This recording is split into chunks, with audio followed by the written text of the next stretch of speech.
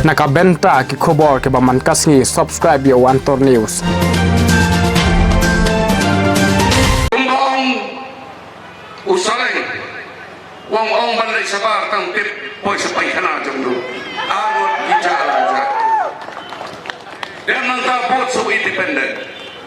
bay ba nga hapan kren mangkot namar balay bon giban kren dan ay tanggaw ay kabot ban ong epi ngidaway ka sarkar ka bakoy dahil nang dahil na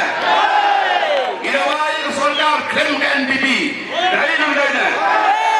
namar kata-kata nakot karpat yakini ga arwat ki laingot ang ciksa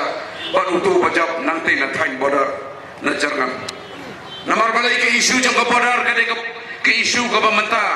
uhimanta biswas sarma ubala ra yakini ki MLA se ko hati ubala set ki po ka hotel ubala wan korbar ki kam ki jungi hakani gari ka jungi manta uap saban kri ban klun yang dicakak ki jungi hante border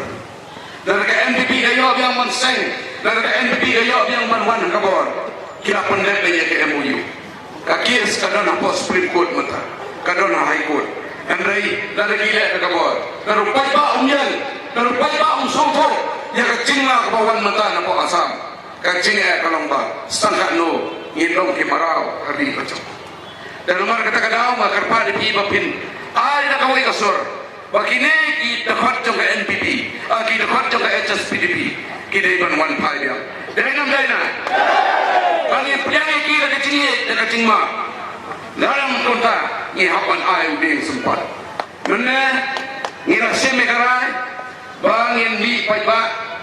kam bandai sedi bahia masan ki jongki bangin ya keren kam bat itu ki badai naga konstituensi mau pakrasan pada konstituensi mau serut bangin aja keren iki dah kaji suatu ban suatu ini bakal dikamdai jalan tangi hampat i hakam politics lapoi hakasetkelah tangi pagi tempat suatu tak kata jinglong nong nikmat aning jinglong nong tawan dakalano udira mendai legislator manta pai ba ai kaji kersan ke jompi ai kaji kersan ke jompi kenapa ingin keren iki dekat sur kaji ini keren iki dekat sur kabagi ken bagi digi nong elam jo jai penriu bakapor kadang don iki dainam daina namar kata-kata makar pa dipi in longro ki bajai mlong ban simek anya ketila jong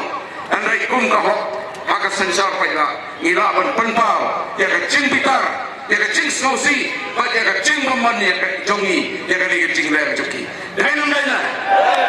ka kumle sipon